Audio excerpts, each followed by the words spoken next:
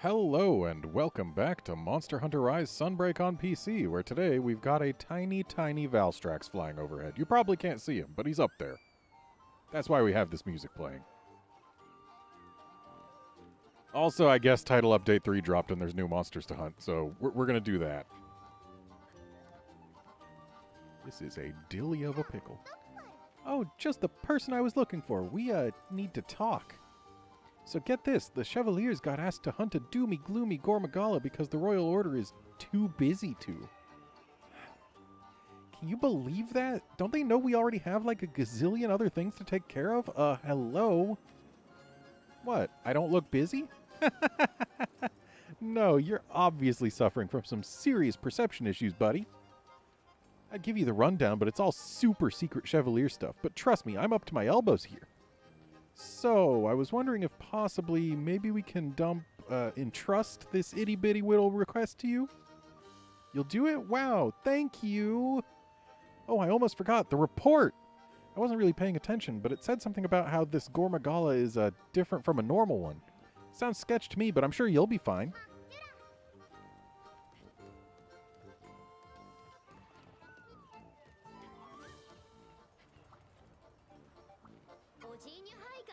Hey Garnet, an urgent quest to hunt a Gormagala just came in. There's just one teensy problem. The report says that it looks different than usual. Apparently it strayed from its path to the skies and now it's fallen into chaos and despair. It must be in so much pain. There's no way to save it other than to put it out of its misery. I pray that you'll be able to release it from its torture.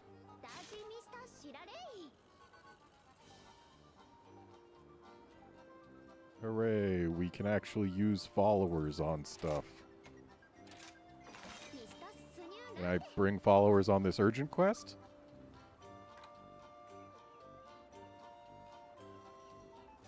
I've seen my fair share of monsters in my time, but by Jove, this is one of the ugliest creatures I've ever laid my eyes on. Go get rid of it before it goes and destroys the planet or something, will you? Wow, so ugly it's gonna destroy the planet, huh? Ah, we can bring followers. Excellent. Can select a follower? Looks to me like we can select two.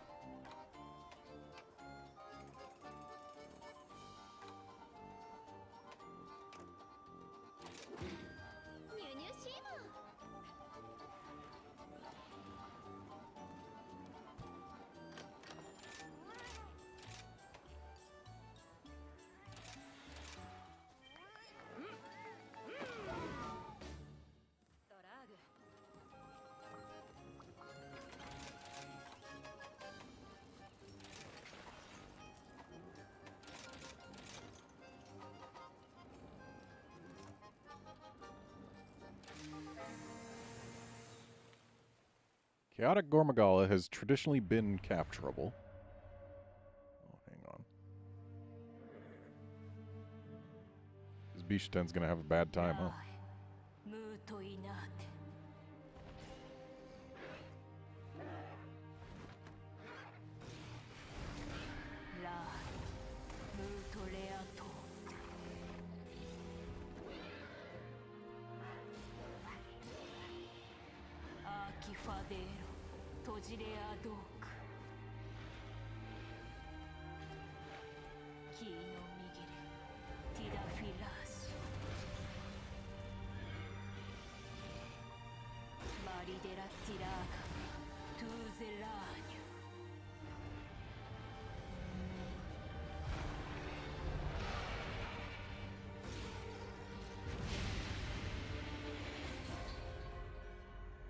Wandering Malformation.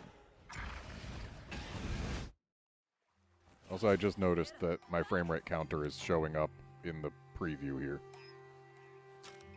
Or in the stream. Let's see if I can fix that without ruining everything.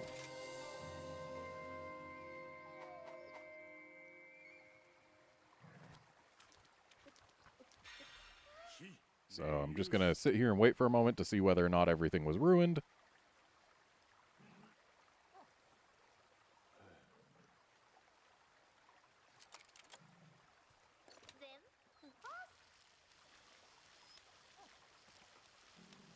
looks like perhaps everything was in fact ruined.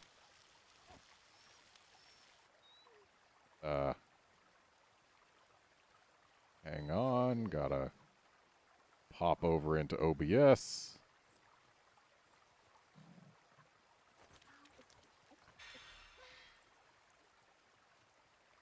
Said pop over into OBS. Computer, please do the thing that I have asked of you.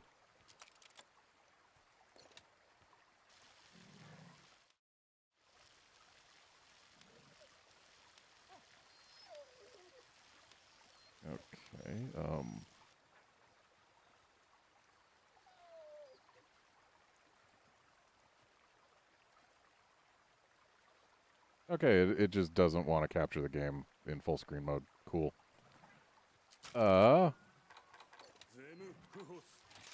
Guess I'll go back to windowed mode and we will just have to see the frame rate counter on stream.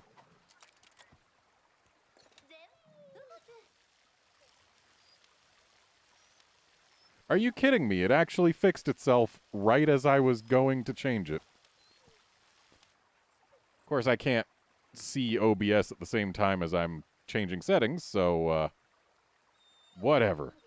Looks like things are working just fine now, so we'll just deal with that.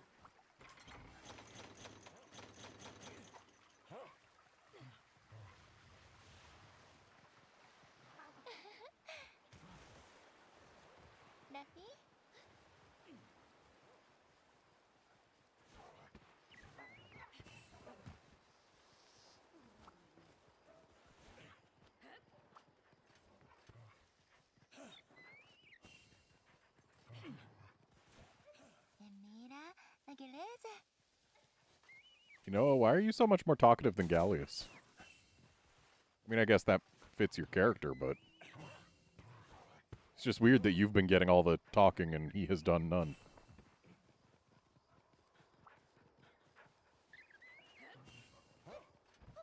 Also, not gonna lie, I expected this quest to take place in the Citadel. Excuse me, I wanted that bird.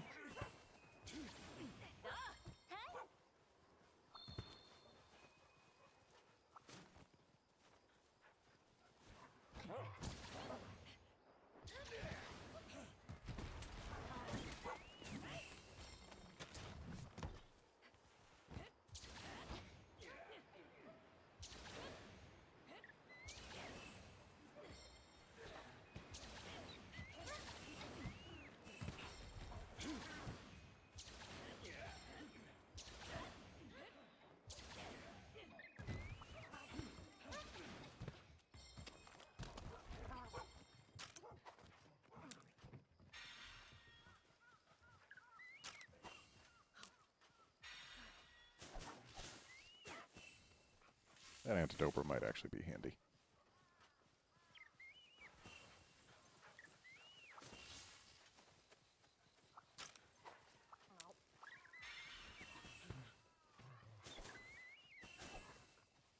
We did not get many green birds.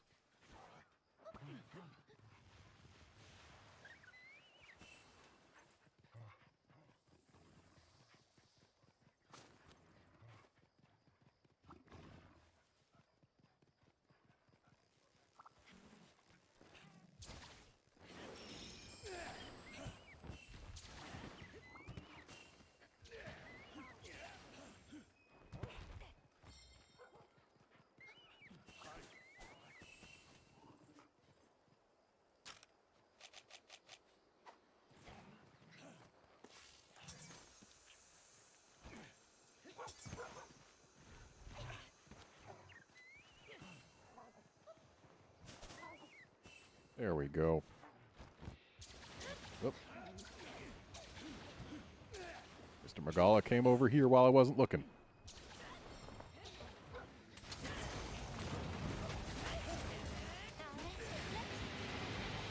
Crypto monies, I got the update already because the update's out already. The November 24th, they said, for the update is specifically for the European time zones.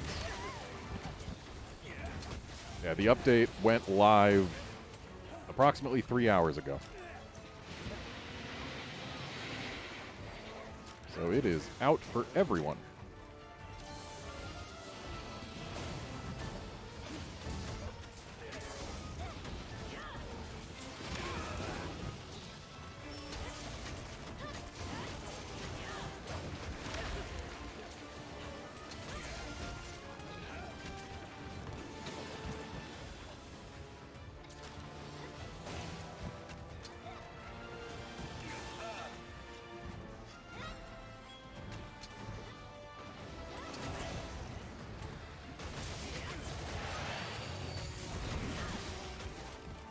Crypto monies, I can assure you, Steam has updated. That's where I'm playing the game. You might just have to tell it to manually, or do it manually or something, or maybe it's already downloaded it for you. I know that I've got mine set to update automatically, and as soon as I launched Steam after the update went live, it started downloading for me, so yeah. And that was 2 hours ago I started downloading the update, so I can assure you the update is available on Steam.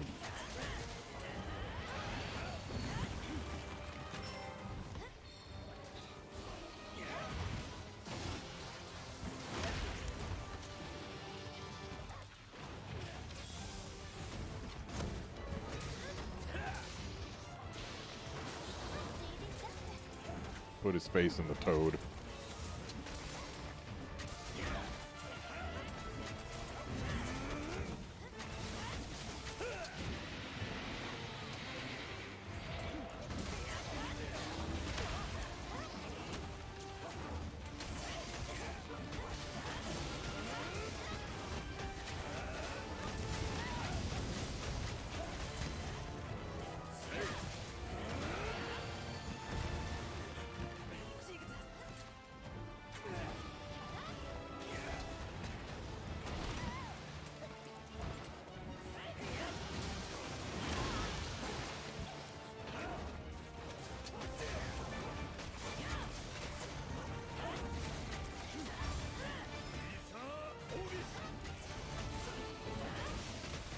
Hey, Wolven Elf, what's up is Chaotic Gormagala,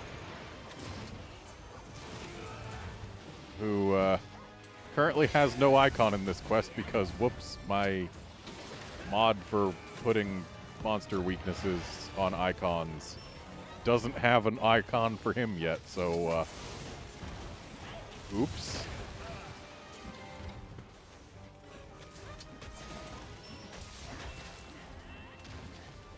Oh, that tail was surprisingly easy to sever.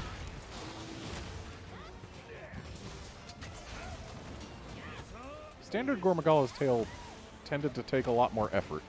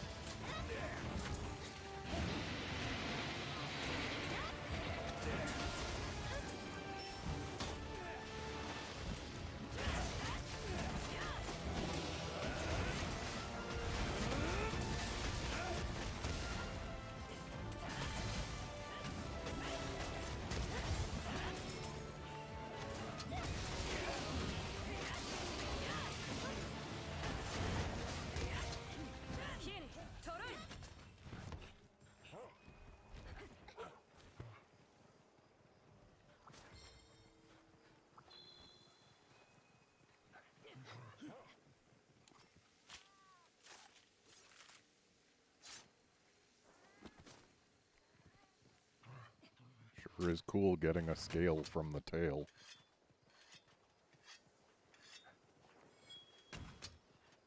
I just realized that since Chaotic Gormagala has no icon for me, he has no icon on the map either. I have to track him via the red eye on the map.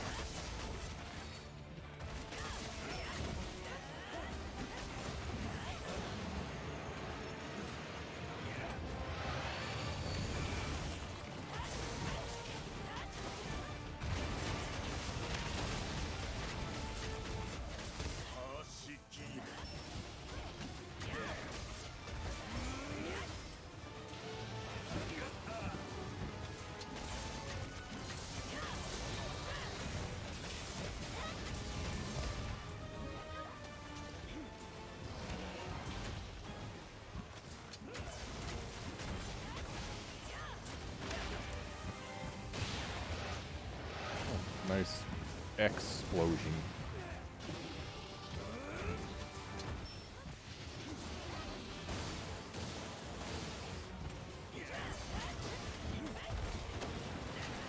Don't know how I got on the tail, but okay.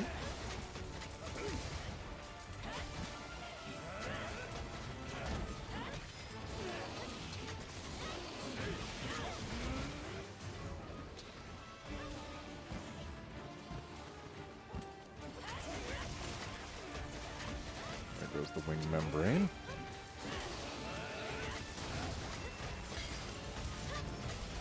Interesting timing for the shock purism.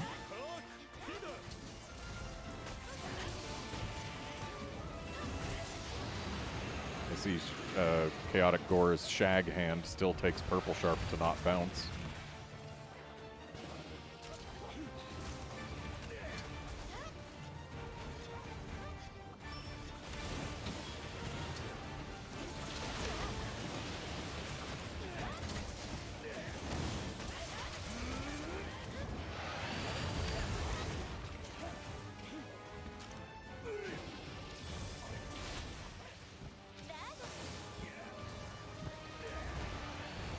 Dang it.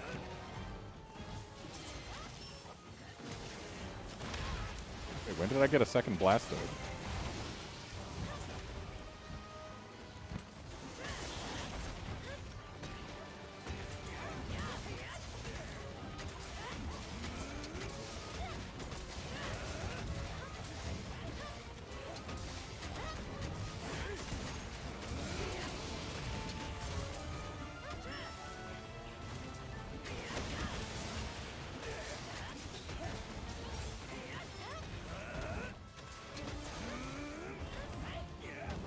Alright, he's not getting to do his finisher this time.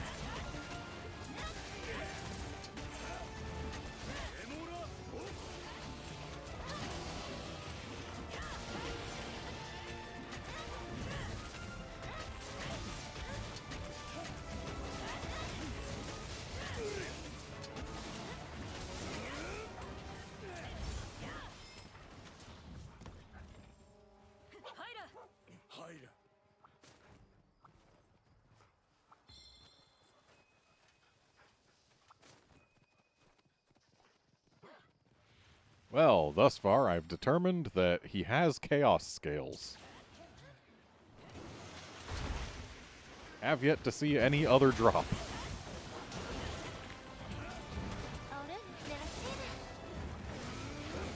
Oh, Hinoa went to grab the Mizutsune, did she?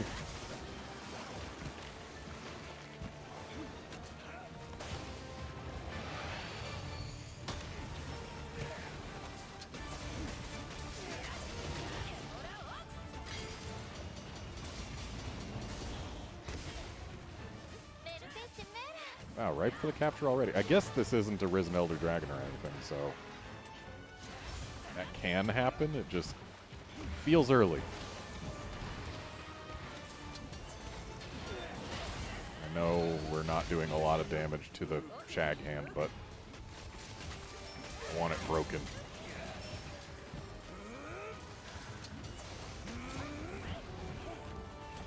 Also, I'm going to kill this Chaotic Gore. Because while it may be cap ready, traditionally Chaotic Gore's rare part has not been available via capture.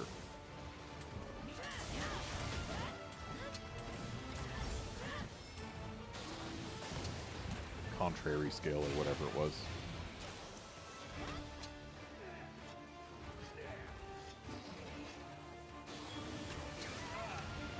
Oh, that was new.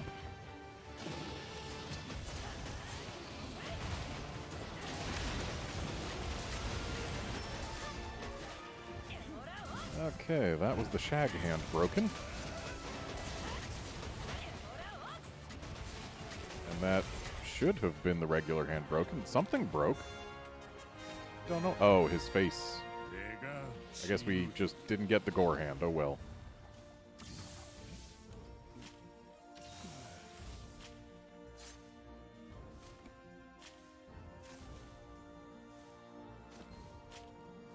Hey, he's got more than just Chaos Scales.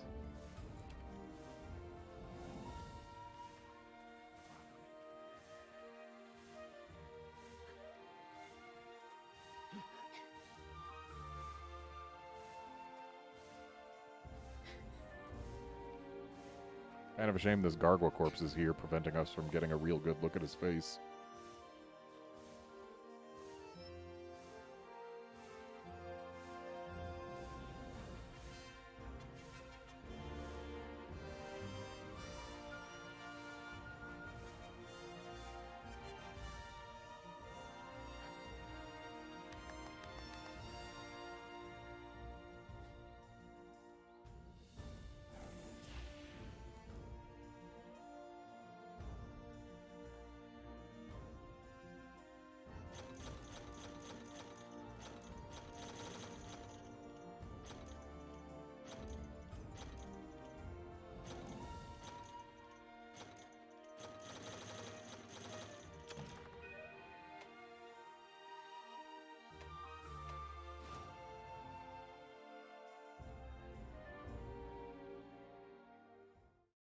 Oh boy, it's time for me to get a bunch of achievements unlocked on Steam because I cleared a quest after installing the patch.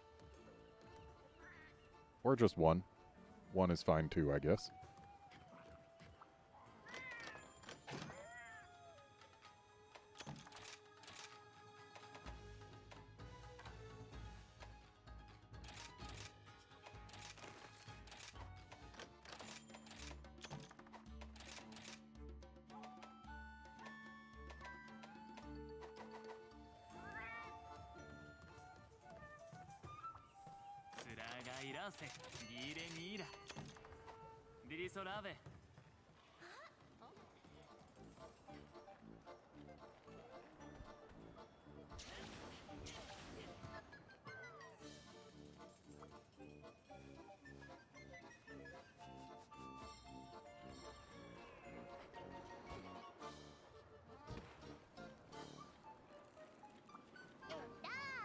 Oh, I heard you took down that Gormagala. Who'd have thunk it was one of the really nasty ones, eh? Haha, certainly not me. Anyway, thanks to you, we're able to concentrate on our Chevalier stuff. Thanks for being a sweetheart. And for being a sweetheart, I'll let you in on a little secret. We've been investigating the monster that destroyed Todori's hometown. You know, the same place that your Kagero and Yomogi come from. That town was destroyed by an Amatsu. This is all but confirmation that the Elder Dragon we get in Title Update 4 is going to be Amatsu. This is just between you and me, by the way. Don't let anyone know I told you. Not if you want to keep both your legs. Anyway, thanks again, and don't forget what I said. Well, forget that one thing, but not the part about your legs. Bye-bye.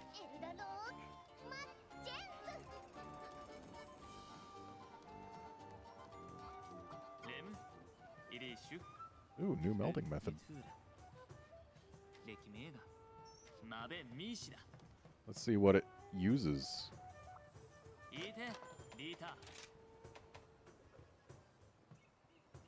Specify a skill and provide the materials. You're guaranteed to receive talismans with the skill. But are you guaranteed to get good talismans with the skill?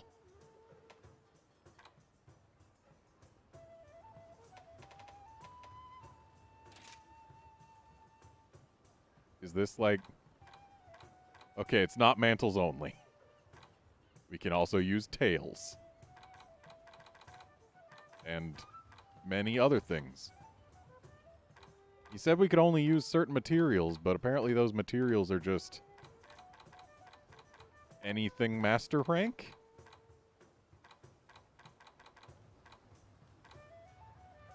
Yeah, apparently the materials are just, hey, they have to be master rank. And they don't go evenly into friend vouchers.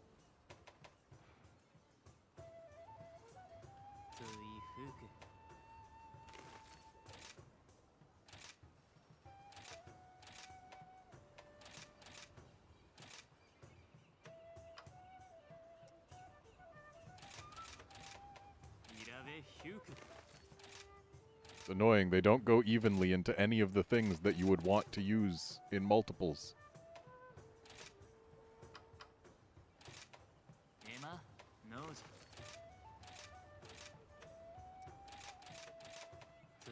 Let's just meld a whole bunch and see how good of results we can get.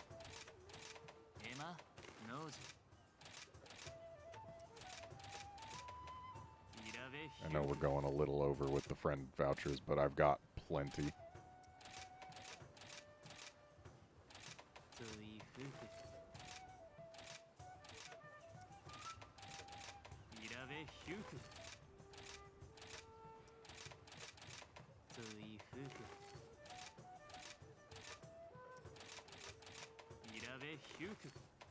Alright, let's see how good of talismans we can get with this.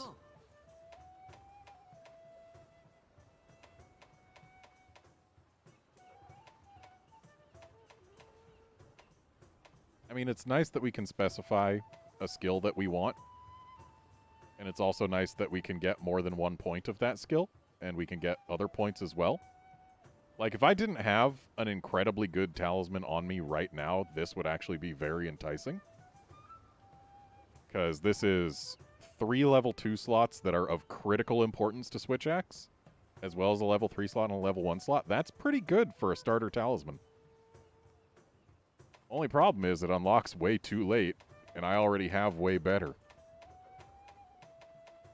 But it'll be worth trying to get additional talismans through that. I can at least... It can at least guide what your results are, instead of needing to rely on total randomness. I don't know if it is allowed to make as good talismans as the total random one, but hopefully it is.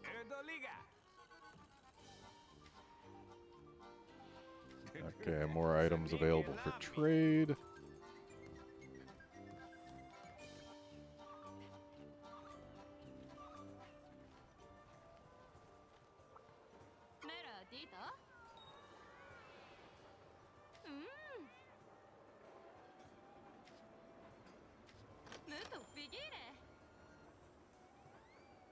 Oh, sweet. Chaotic Gormagala's weapons still have their traditional gimmick.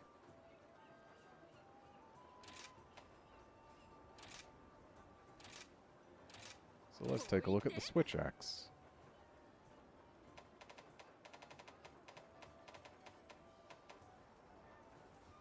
Okay, so it's a power file, which is already not great.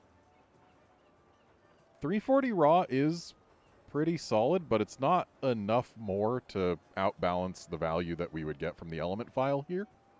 It does have a level 2 rampage slot, which means it is usable.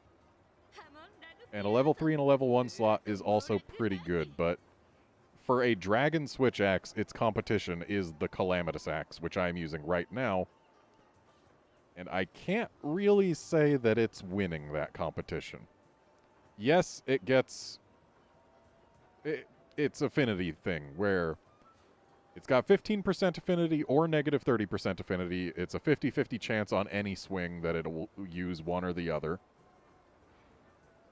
But if you get and then overcome the frenzy, which, hey, the Bloodlust skill does that. It gives you the frenzy and then you can overcome it.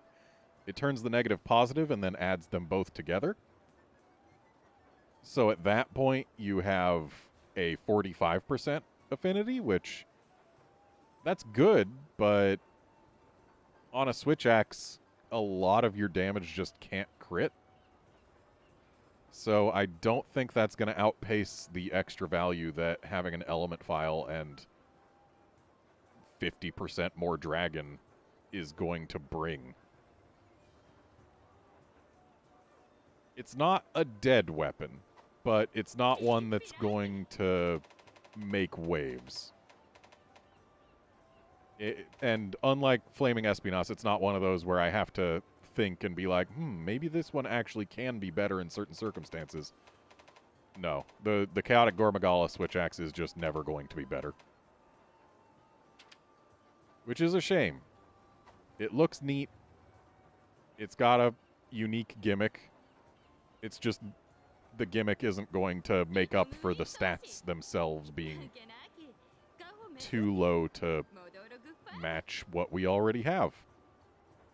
Which has honestly been the sad case for most of the new monsters they've added. Their weaponry, in most cases, has just been side grade at best, for Switch Axe at least.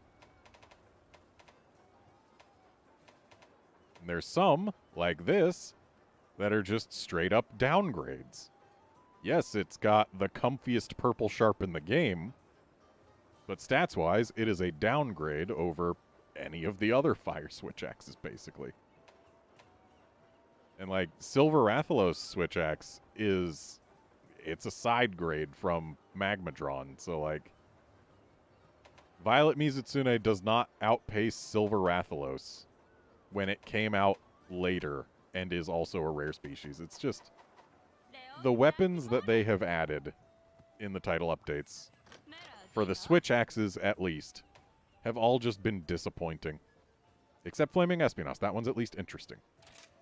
So, let's check out the Nephilim armor. So, Strife. What's Strife? Okay, increases elemental attack and affinity in proportion to the length of your red health gauge.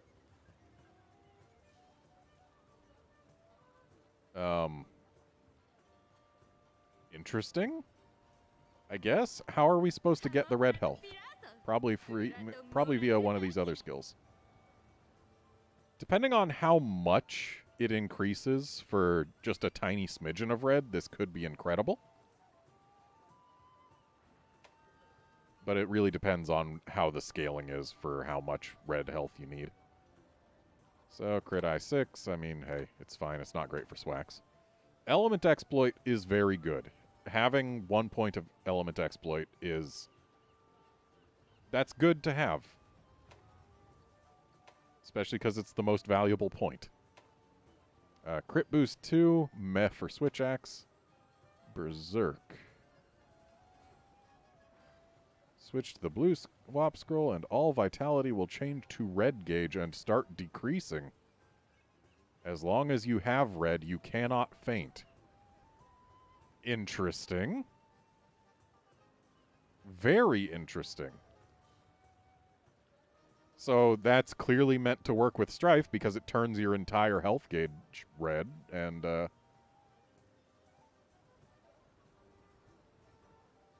does that mean that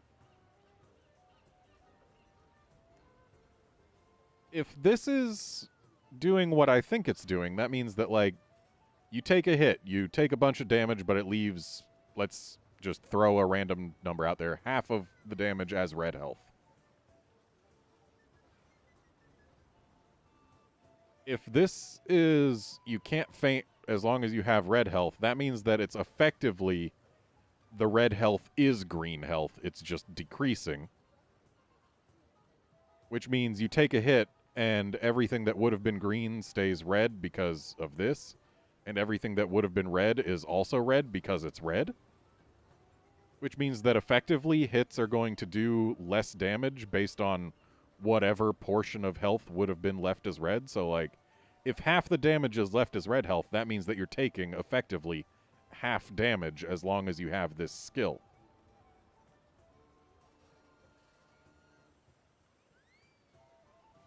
And if that's the case, then, yeah, this is potentially an incredible comfort skill.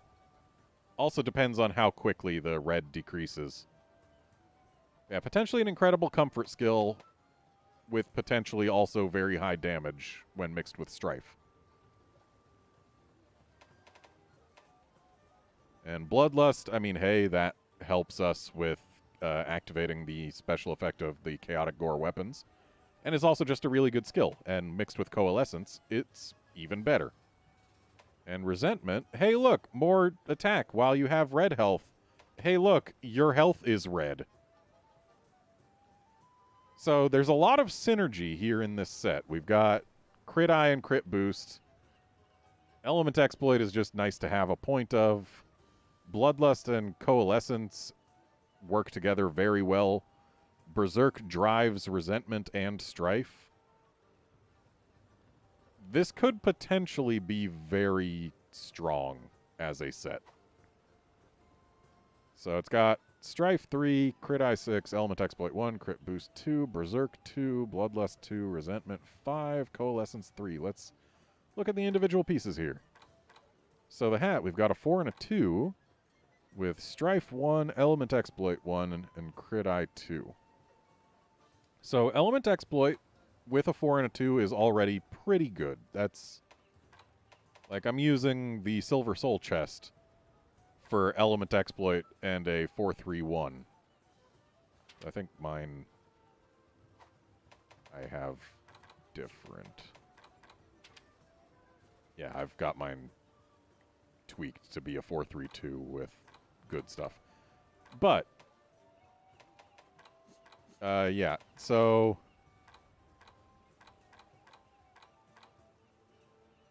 The crit element and the 431 are pretty much the only reasons I'm using the Silver Soul chest. So... Or not crit element, the element exploit and 431. So here we've got element exploit, strife 1, and a 4-2. That's not bad. That's not bad at all. Though for a helmet, what it's competing with is the Shigaru hat, which has both Bloodlust and Coalescence on one piece. Let's look at the other pieces here. So 1 strife, some crit eye and some crit boost on the chest.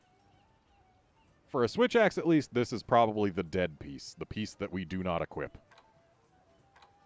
For the gloves, we've got Berserk 1, Bloodlust 1, and Resentment 3. So Resentment and Berserk do go very well together, so that's nice. Only a level 3 slot, that's not incredible. The waist, we've got another point of strife, crit eye and resentment, and 311. It's not incredible either. And then Berserk 1, Bloodlust 1, and Coalescence 3 on the legs. So, again, we are using the Shigaru hat for having Bloodlust and Coalescence. And this also has Berserk 1, and it's a level 3 slot. So what about the Shag hat? Where is the Shag hat? It's purple, right. Storage, there it is. So level 3 with Bloodlust 1, Coalescence 2. So the Chaotic Gore legs are, in fact, better than the Shag hat. Especially if you get rid of the Berserk, if you're not doing a Berserk set. So if you do Curious Crafting and have Berserk go away, then it's just a straight improvement over the Storage hat. The question is it an improvement over, like, Malzeno legs? These are a very common leg piece to have. Basically, would sacrificing the Malzeno legs to get a different hat than the Storage hat result in an overall improvement, is the question we would be asking. So we would have to find, like, what's a really, really good hat to have. This is pretty good, actually. It's not, like, incredible, but it's pretty good. Flaming Espinos is a solid hat. So it looks like there are, in fact, options out there. Heck, even this could be a solid hat. So, yeah. Yeah, okay. The Chaotic Gore legs. Those are the piece to make if you're going to make just one piece of the set. That I can say easily, and I'm going to make them right now. And I will have to rework every set I have to use these legs and possibly this hat in place of my Malzeno legs and my Storage hat. So, yeah. Good job, Chaotic Gore. You had pieces that were worth it.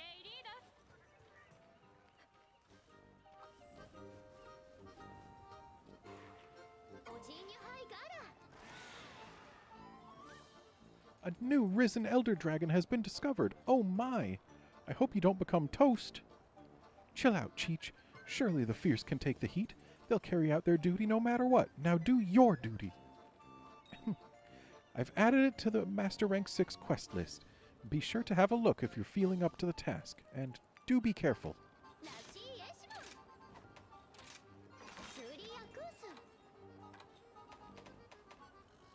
Oh, we got some new quests. Espinaptime is a fun name. And we got Lucent Narga and Malzeno in the Forlorn Arena. We got these two in the jungle. And we just get both of these at once, huh?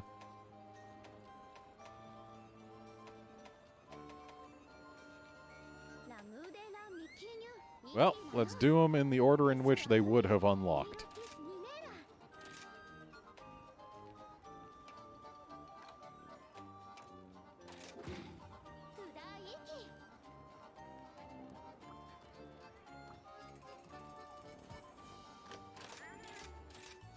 And we got insurance, too?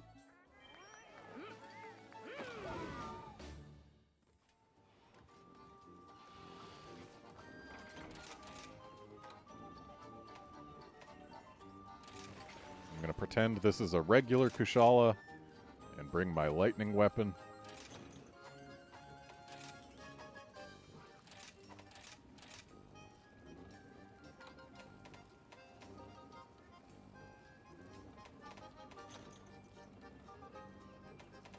I honestly don't know why I don't have flashes in this set just normally.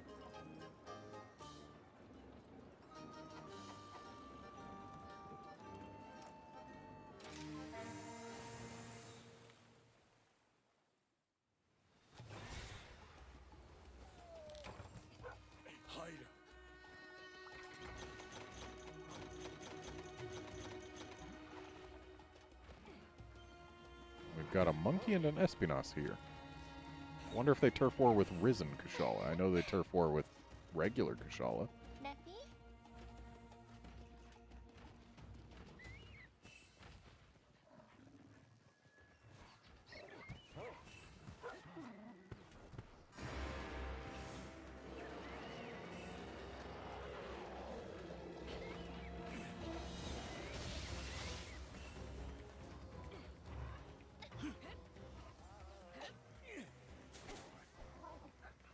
Wow, no birds.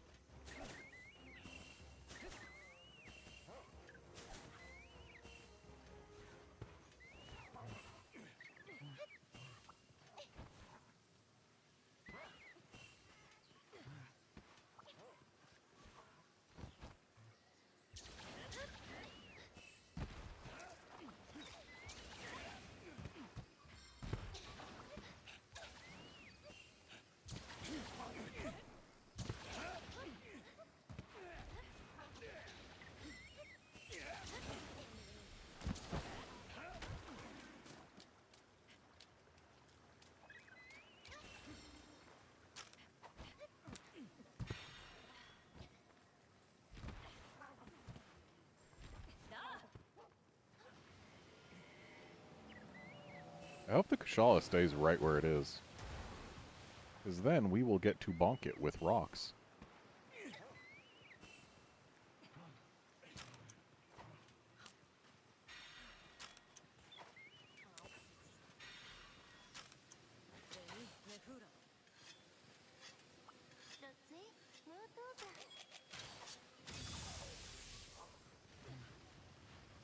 No, it's moving! Hi, monkey. You know what? Sure.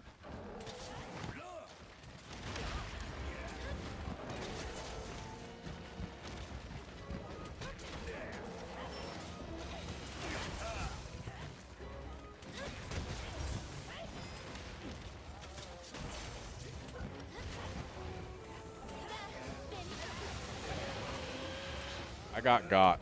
Also, the disease I gave myself when the monkey first spotted me has come to term, it seems.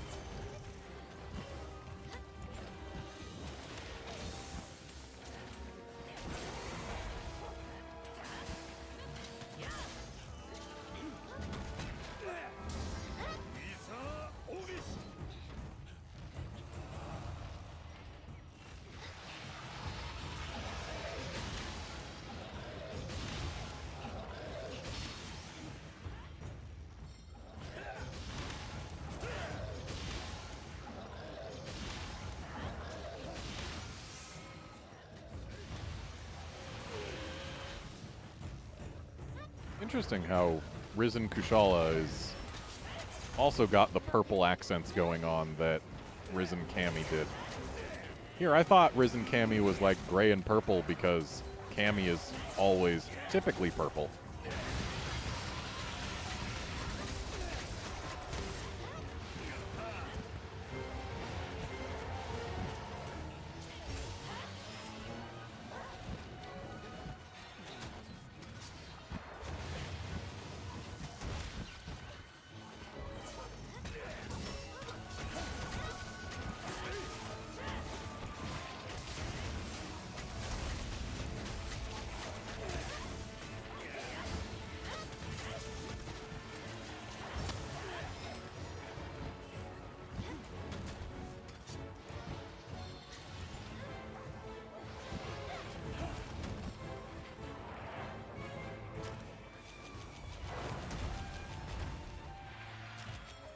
should actually drink these.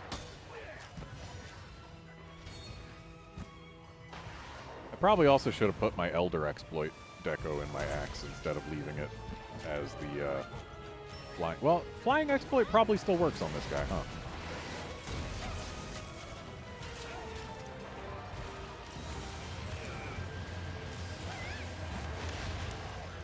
Ouch. Oh, right. They added new armor upgrade levels in this patch. I should upgrade my armor.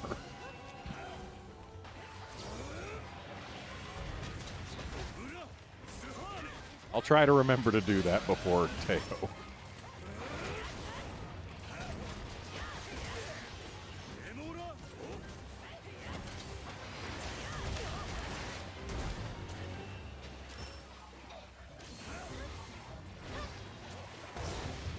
Whoa there. That was new.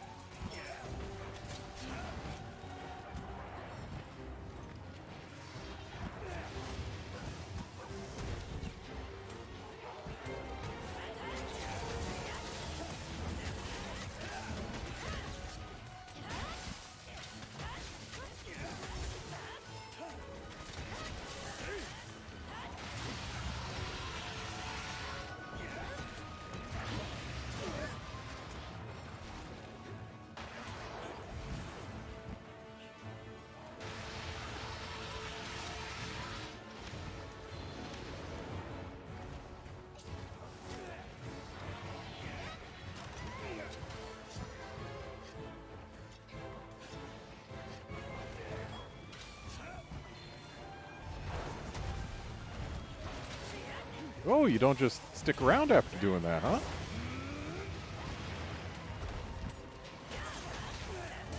They closed one of his openings.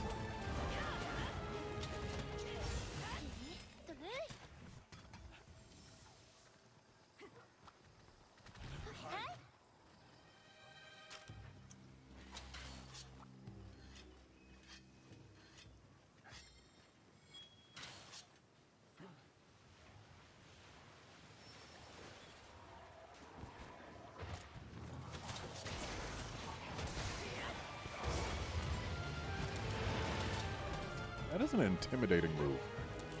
No idea how much damage it does, but it's probably a lot.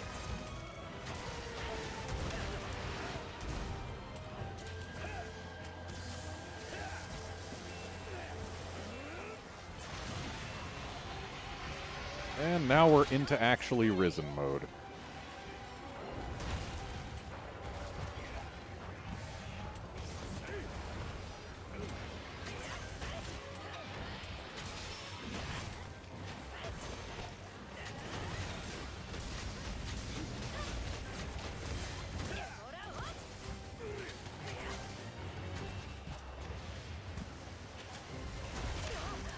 Okay, his dragon dive got explodier.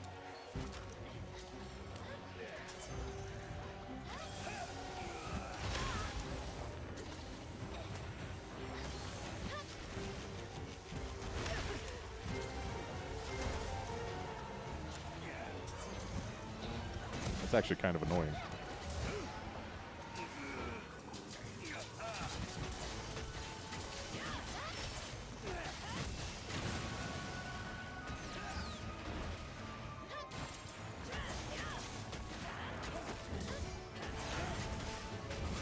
I still think the explosion sound for knocking a monster out of Risen mode is a little over-dramatic.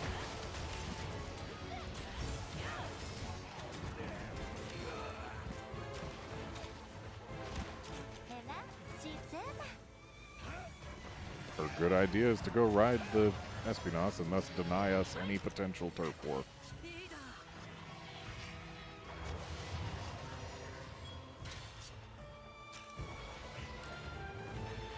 But hey, it'll get us a bunch of damage from the mount, which is fine, I suppose.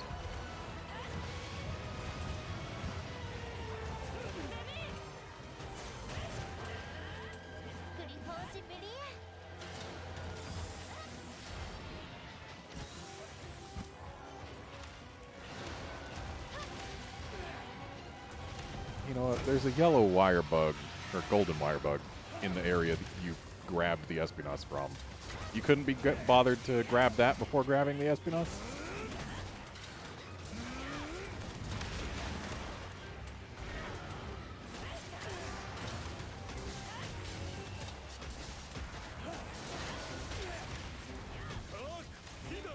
And the wings are busted.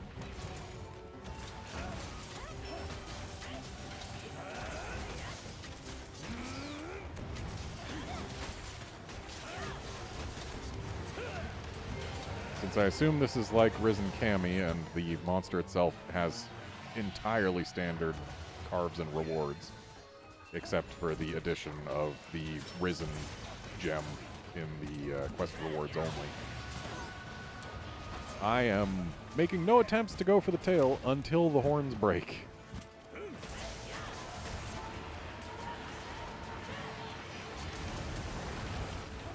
Interesting. Wonder if that would have hurt me if I had been on his face as he spat it out.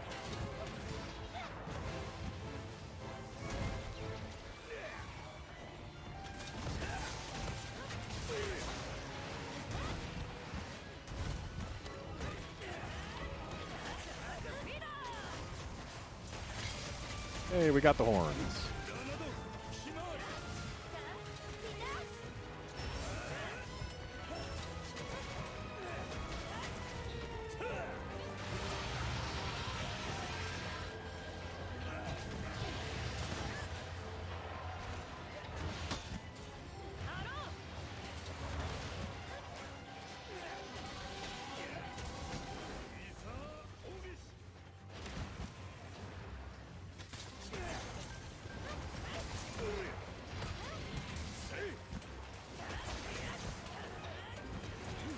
Honestly, this fight would probably be easier if I just continued going for the horns. They're softer than the tail, they're easier to reach. They result in knockdowns when flinched.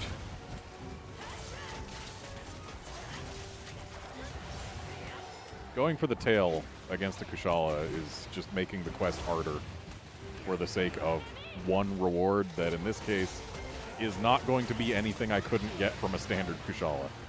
And yet, I still find myself desiring to get every break that is possible.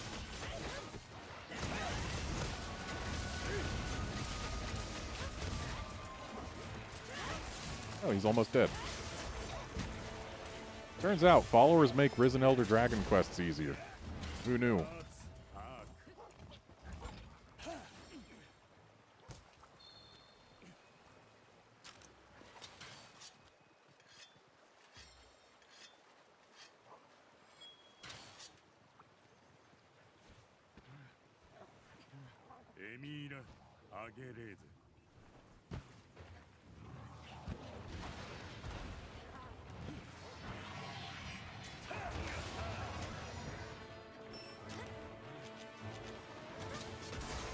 He's only entered Risen mode once. He didn't stay in it very long.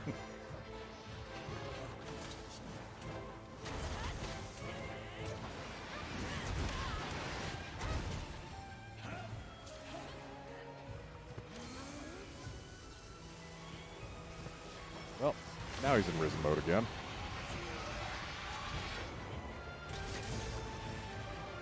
I imagine he'll stay in it until he dies, or else he'll die during the knockdown following getting knocked out of it.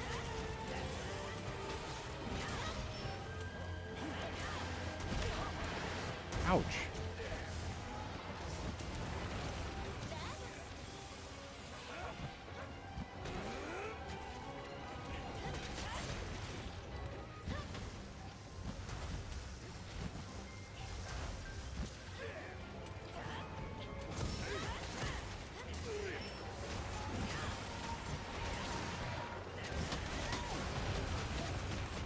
Oh, looks like zero-summing his tail during that move is totally safe.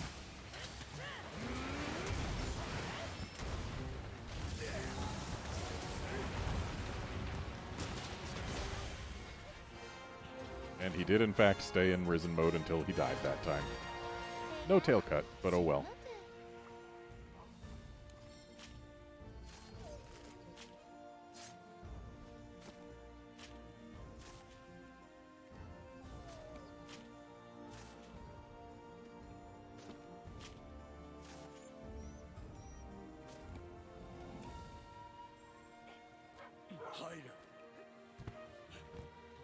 Yeah, this purpley, purple and black and gray.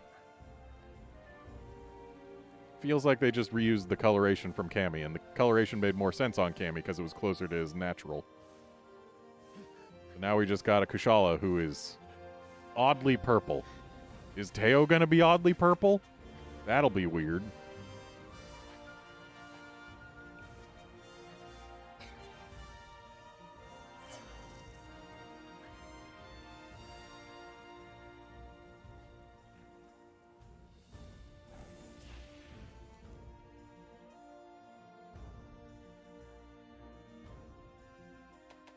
Two large Elder Dragon gems and two Dower Arise gems.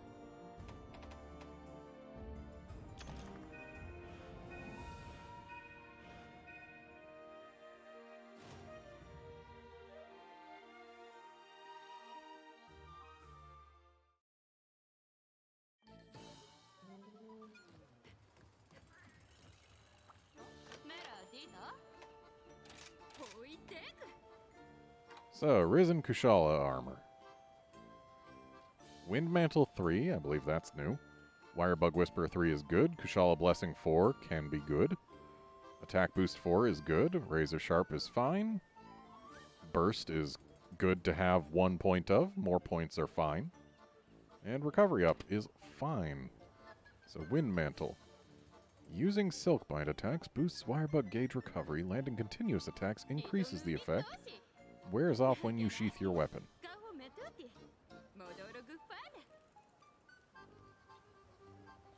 Okay, so basically this is just about continuously using Silkbind attacks? For some weapons, that could be incredibly potent. I'm thinking like Longsword and maybe S&S. For other weapons, less so.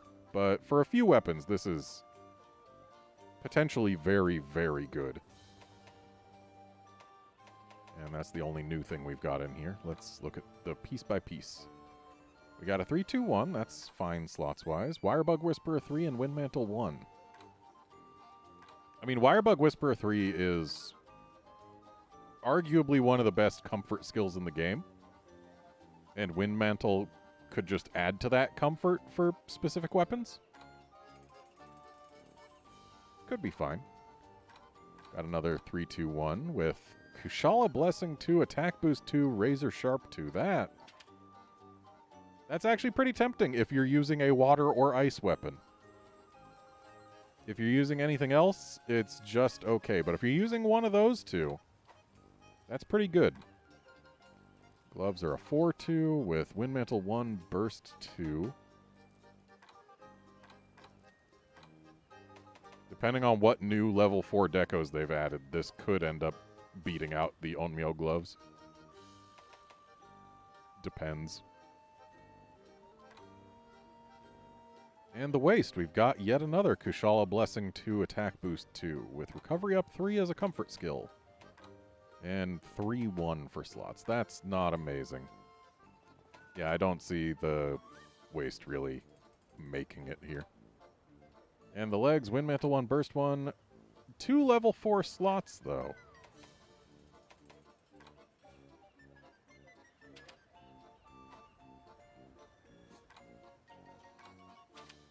So, if we compare to my Malzeno Greaves, I think Malzeno probably wins in this case. But that's because I've got good augments on, or good curious crafting on it. It's possible that the Risen Kushala legs could be made to match it. Okay, how about decos? Okay, we got a new Peak Performance level 4 deco. That's fine, I guess. Alright, so this right here is a game changer for water and ice weapons. Because this stacks with ice attack up and water attack up. So every set that has a water or ice weapon that cares about its element is going to run 2 of these decos. Because that's 2 level 1 decos for 10% more element. Who does not want that?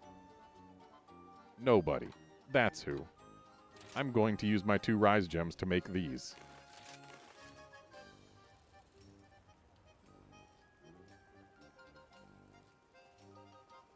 The implementation of followers in regular quests is when you're taking the quest, there's a button prompt that remembers your input for whether or not to bring followers along, and then you just treat it like any other follower quest. The followers come along if you told them to. And it asks you which ones to choose, and yeah. It's just like any other follower quest.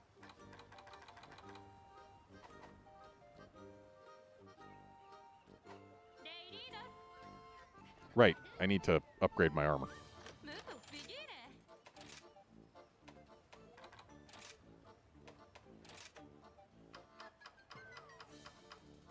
That's costly.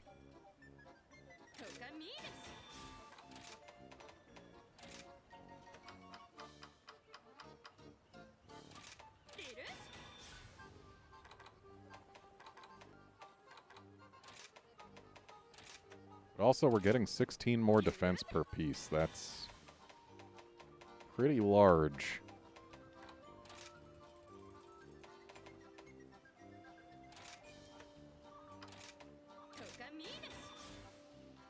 It's a total of 80 more defense across all 5 pieces. Which is more than 10%.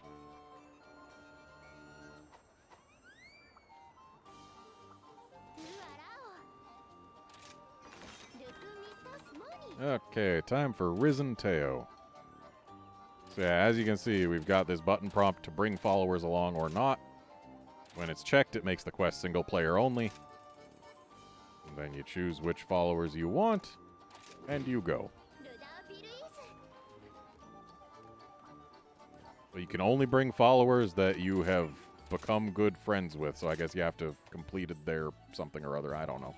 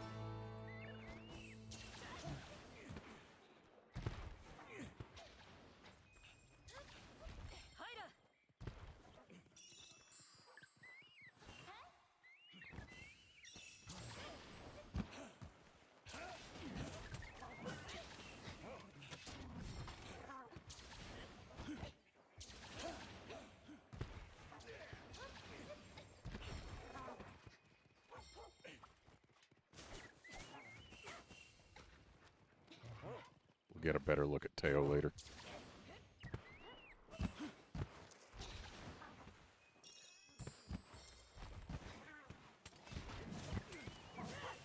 You are welcome. I'm guessing Beakree. Can't tell for sure, but you're welcome.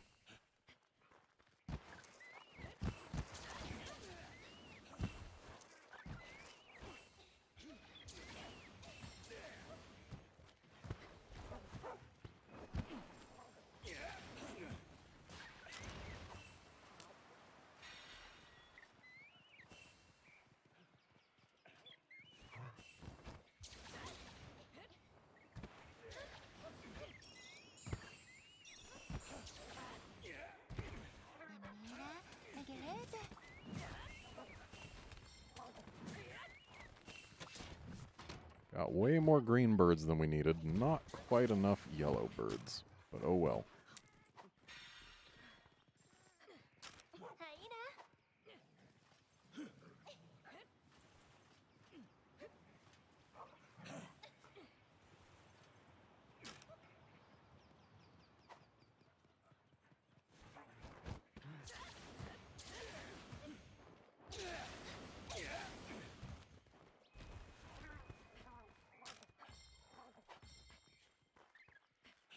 There's our yellow bird.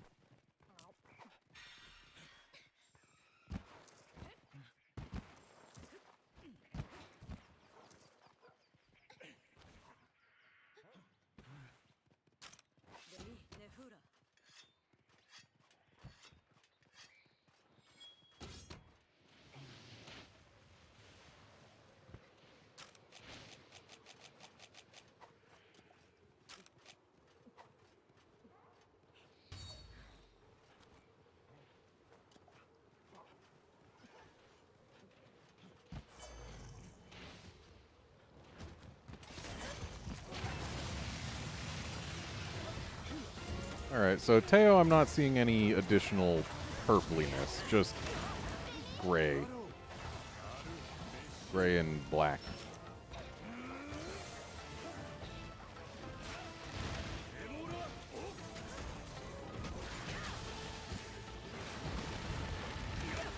That's new. Pretty sure he stole that from Iceborne Alatreya.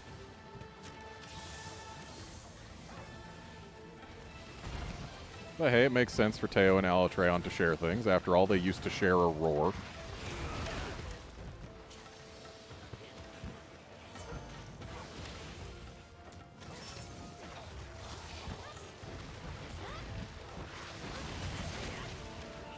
Did you just borrow a move from Kushala?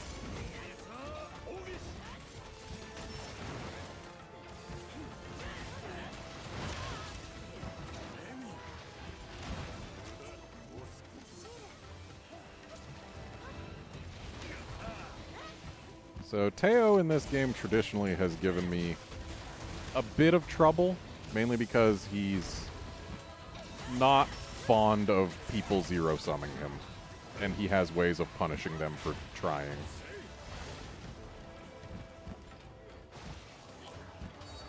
Which means I'm going to have to approach this more cautiously than I did Kushala.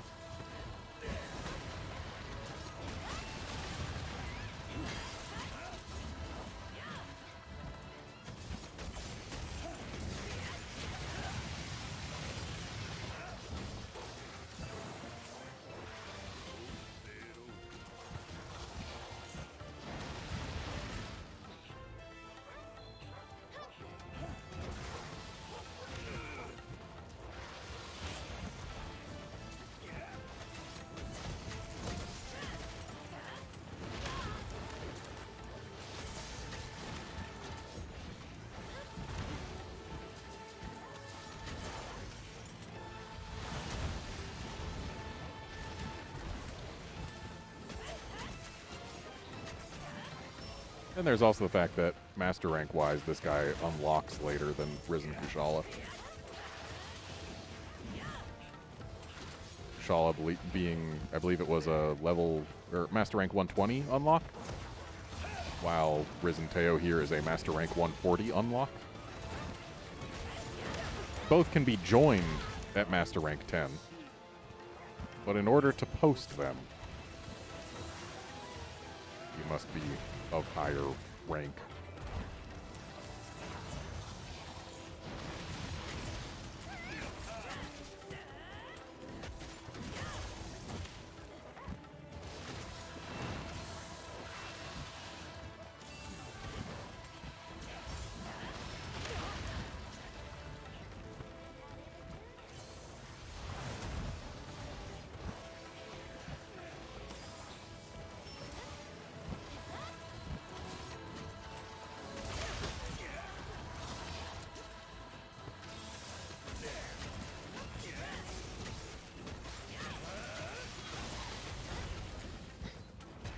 Knocked him out of spicy mode.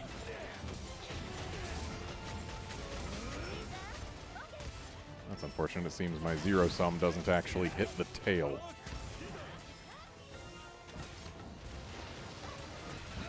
Nice flinch.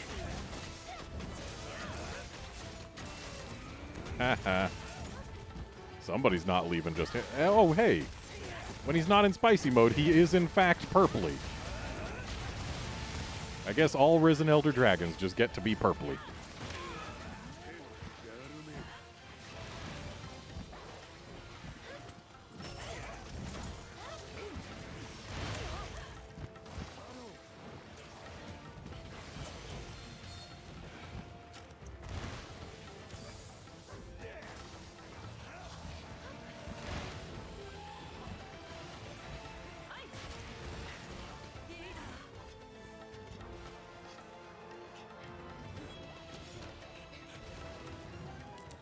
And away he goes. To join a 2-monster pile up over there, apparently. Making it 3.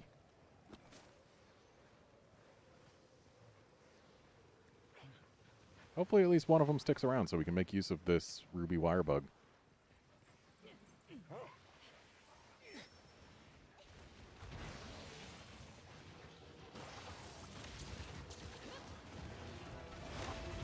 Alright, Almudron, get the hell out of here.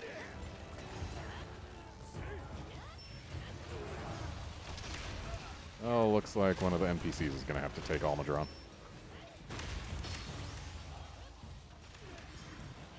Or Almudron will just stop being mount ready. That's also an option.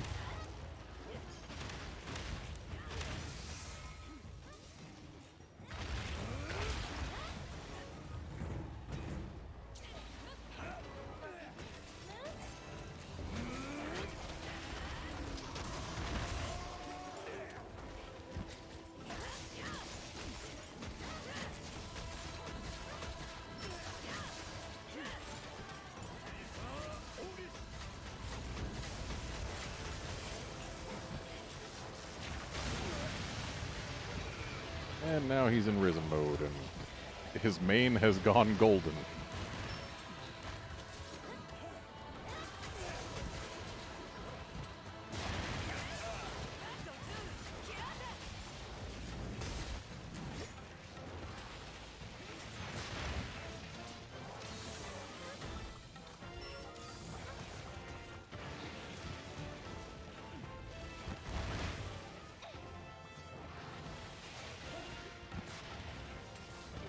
Okay, show us something new that you can do in Risen mode. Or fall asleep, that's an option too. Dang it. The NPCs woke him up.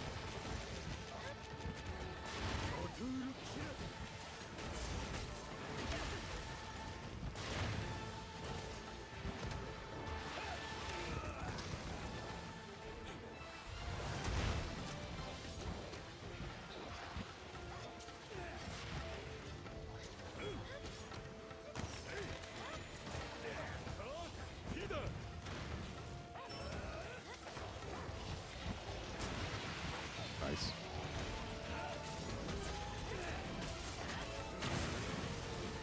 Well, he is out of Risen mode. Hopefully that's not the only Risen mode we get to see on this guy, because I did not see any strictly new moves there. We didn't get to see nearly enough of him in Risen mode. Oh, hey, the wings are gone. Nice.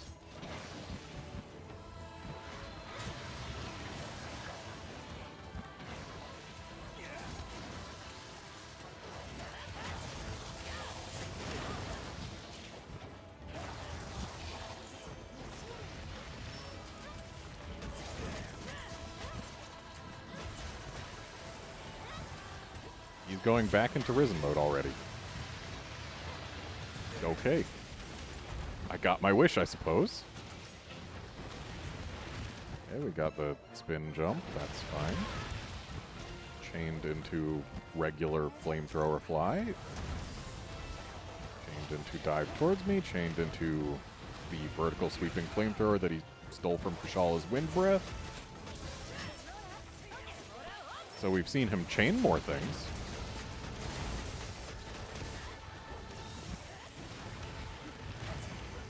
He already had that move. Show something new, buddy. Something new that isn't just a new combo.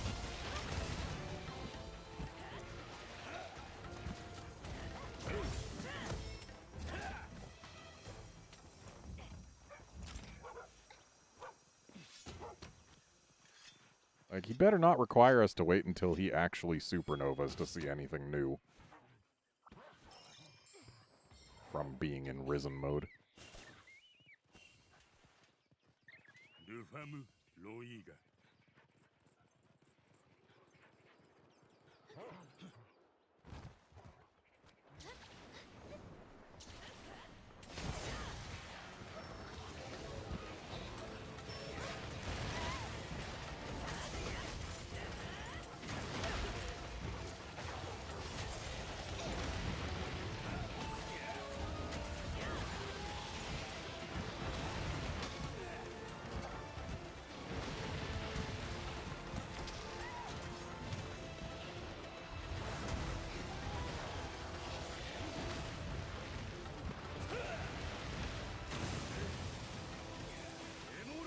once again, all we saw that was new was a combo. A new combo of old moves.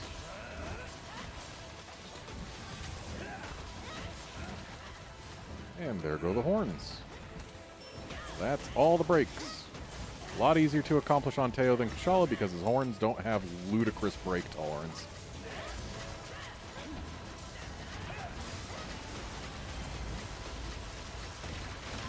And straight back into Risen mode. At least he goes into Risen mode more than Kushala does, apparently.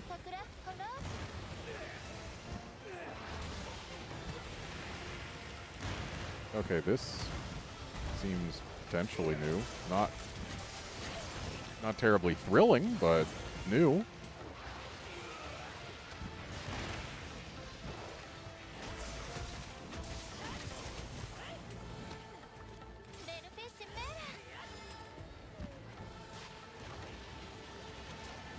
I'm pretty sure that Basil shouldn't have been mount ready again yet. But hey, if the NPCs are going to cheat on my behalf, sure.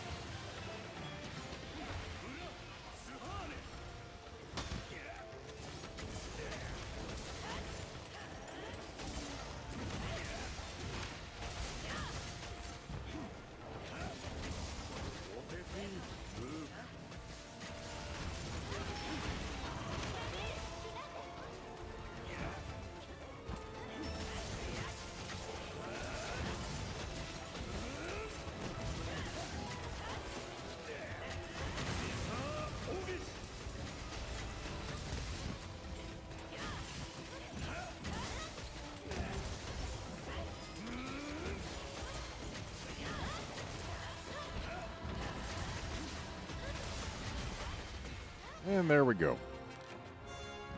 All of the newly added monsters down.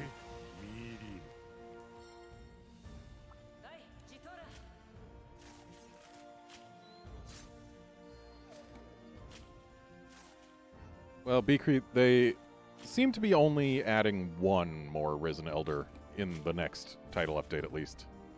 There's going to be a new Elder Dragon and a new powered-up monster, which means one new Risen Elder. So either they're going to do Risen Shigaru or Risen Valstrax. And given that Shigaru showed up in the Sunbreak story before this Elder Dragon trio, the Cammy, Kushala, Teo, I'm guessing it's going to be Risen Valstrax that we get in Title Update 4. Which would be pretty neat. Risen Shag would also be interesting, but doing that so hot on the heels of Chaotic Gormagala, they might get some flack for being like, oh, we're only getting 2 monsters in this update, and one of them's basically just Chaotic Gormagala, but Shigaru this time? Oh, we only got one Teo Rise Gem. Yeah, if they're gonna do Risen Shag, it'll probably be in Title Update 5, I would think, but I don't know that they're going to. They might have missed that opportunity. And Risen Malzeno would be silly because Malzeno has already achieved symbiosis with the Curio, so he's technically already risen.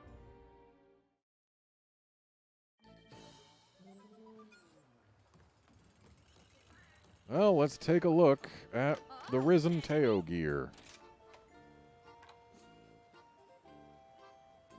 Okay, I can't say I was expecting the long flowing eye-covering hair or the dull colors of the armor, but neat, I suppose.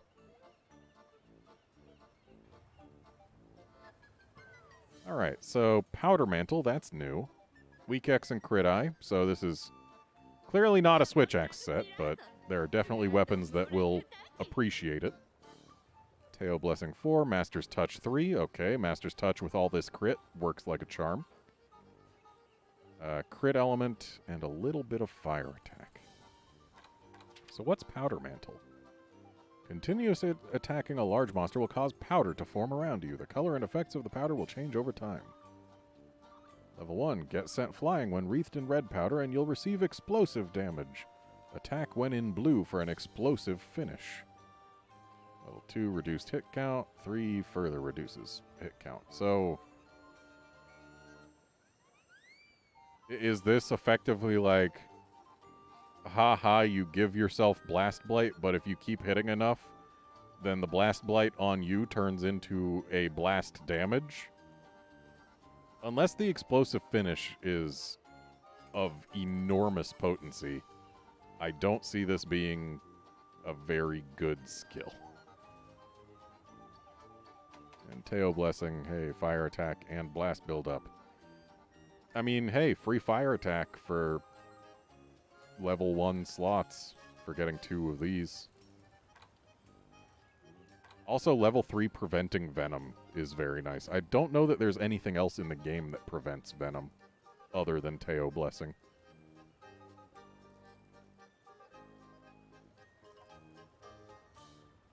Ezzy, I would imagine that Risen Teo is weak to ice because regular Teo is weak to ice, but that's just a guess on my part.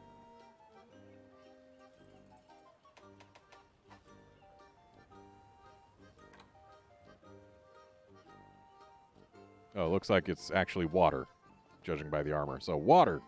Weak to water. That's right. Ice was for Lunastra, wasn't it? Water for Teo, ice for Lunastra. So yeah, water. Risen Teo is weak to water. So let's look at these pieces. We got a 3 and a 2 slot. That's fine.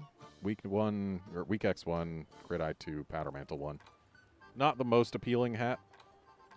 Chest is only 2 2s, but weak X1 and crit I3 is solid for people who like those. Again, powder mantle, I don't know what or how valuable that's going to end up being. The gloves, 2 4s is nice. Teo Blessing 2 is nice if you're using fire weapons. A point of Master's Touch and a point of Crit Eye is also welcome to people who enjoy those. The gloves are okay. The waist, we've got a 4 and a 3. Master's Touch 2 and Powder Mantle 1. Not as flexible as I would like to see. And the legs... Well, hey, would you look at that? We've got Tail Blessing 2, Weak X1, Crit Element 2, and Fire Attack 2, as well as a 4-1-1. That is a lot of slot value there. So, for all 3 of the armor sets that were added in this patch, the legs have been enticing. Also, Risen Kushala armor just looks really good. They did a good job on that. Honestly, the Risen Teo armor's not half bad either. I'm just not a huge fan of the hair being all floaty. If it wasn't all floaty, I think even the hair I would be fine with. But it's easy enough to do that. And hey, this looks fine.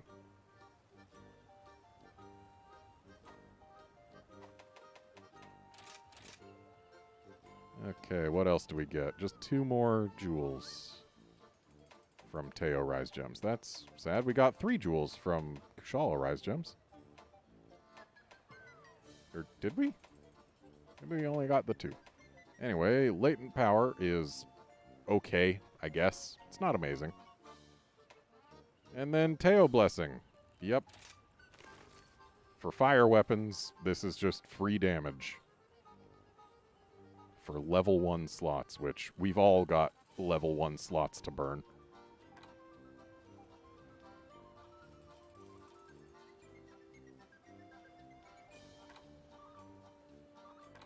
Was really hoping this patch would be the one to give us Attack Jewel 4s. The moment we get Attack Jewel 4s, every armor set I have is going to be improved dramatically. Because it'll free up a good number of level 2 slots. But maybe that's why they haven't given us Attack Jewel 4s yet. Because level 2 slots are very powerful.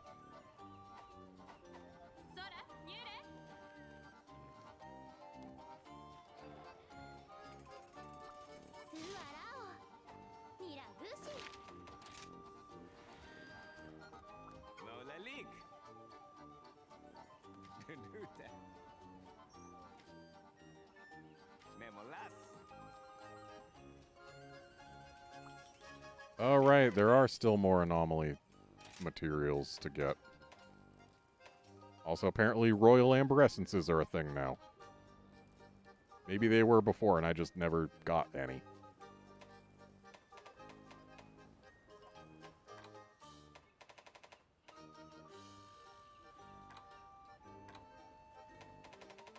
Oh, hey, look, we can get the low rank and high rank rare stuff now. That's actually kind of silly that they waited this long to add those in. But it's useful.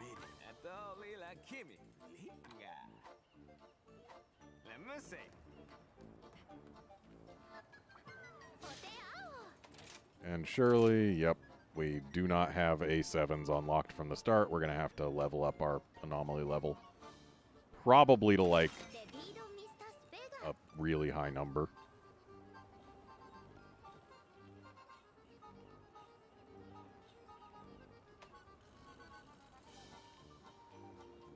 If the quest level has been lowered, it will not increase, even if you complete the investigation. That's unfortunate. It makes sense, but it's unfortunate.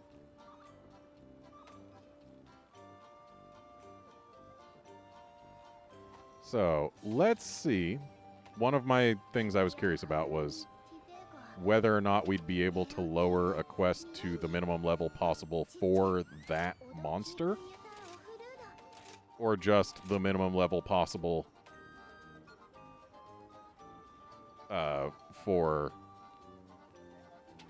or the lowest level that you got that quest at.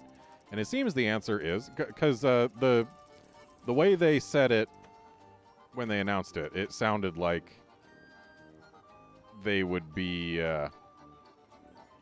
that you wouldn't be able to increase or lower the level below the level at which you got the quest. But it looks like what it is you just can't lower the level below the minimum level that particular quest could have been generated at. Because I certainly did not pick this quest up at level 21. So that's actually good. It means that any quest we have, we can drop down to the lowest level you could have gotten it at. Which makes it a lot easier to play with friends. Because, like, yeah, this level 108 Lunagaron. Most of my friends can't join that, but if I drop it down to 51, well, more of my friends can join that one.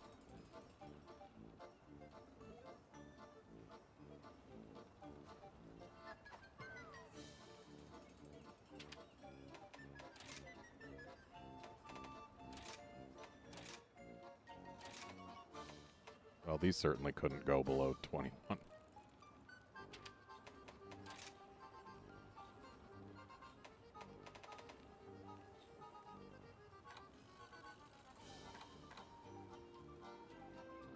But hey, it's still a lot more flexibility than we had. There's still a lot of artificial gating that they didn't need in investigations, but it is better now than it was yesterday. I have to give them credit for that. Oh, would you look at that? They didn't actually add new follower quests or support surveys for Chaotic Gormagala. I mean, it makes sense, because now we can bring our followers on this quest, so they didn't need to add a new quest for it. But that's one less checkmark that can exist.